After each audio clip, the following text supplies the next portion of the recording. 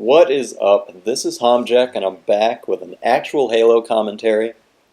And I'm going to be talking about ranking systems in video games. So, we've got Halo 4 coming out here. People are kind of wondering about how the ranks are going to work, if at all. Then Reach kind of had Arena, but no one that really didn't catch on too much. And a lot of people have been missing like the 1 to 50 ranks from Halo 3.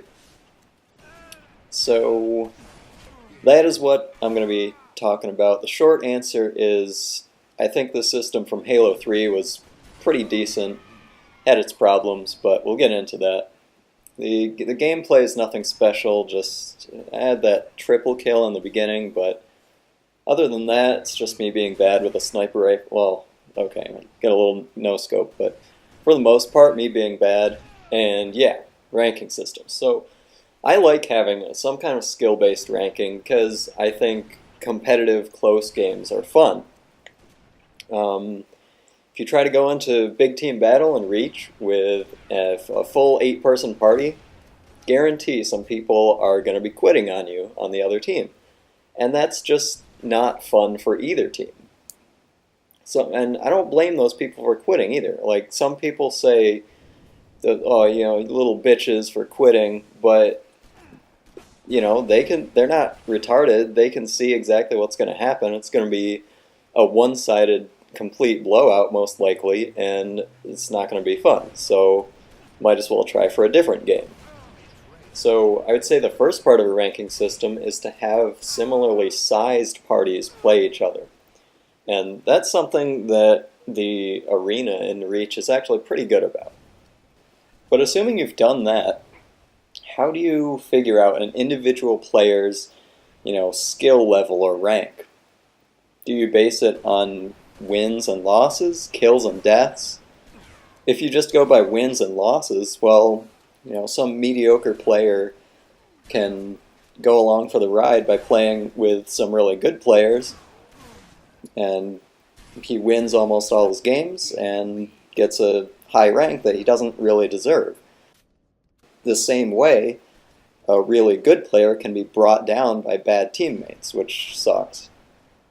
But if you just base it on kills and deaths, first of all, that's going to encourage really passive gameplay with people being afraid to die at all. But also, kills and deaths don't tell the whole story about contributing to a victory. Shouldn't assists count for something? And what if objective game types are involved? You're obviously going to get people drawing out the games just to rack up more kills. I think the bottom line is there is no perfect way to do it, but you can't simplify it into one statistic like win-loss or kill-death ratio. It should be a combination of both of those and probably some other things, like shouldn't beating someone who is ranked higher than you count for more than beating someone who's lower? Maybe. Now, one other thing I wanted to talk about in this commentary is how people exploit ranking systems. So, if you take Halo 3, for example, there were people deranking, boosting, selling accounts to each other. And I wonder if you could reduce the amount of that if you made everyone's rank only visible to themselves. So, I've heard people talk about this idea. I'm certainly not the one who came up with it. And I kind of like it. It would keep your rank there as a personal accomplishment, but you lose the ability to, flaunt it in matchmaking. It's no longer about bragging rights, which I would personally be okay with. I don't care that much about the bragging rights, but I know a lot of people do. It's part of the competitive experience.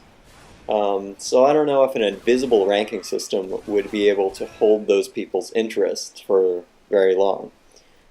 But anyway, those are my thoughts about a ranking system for FPS games.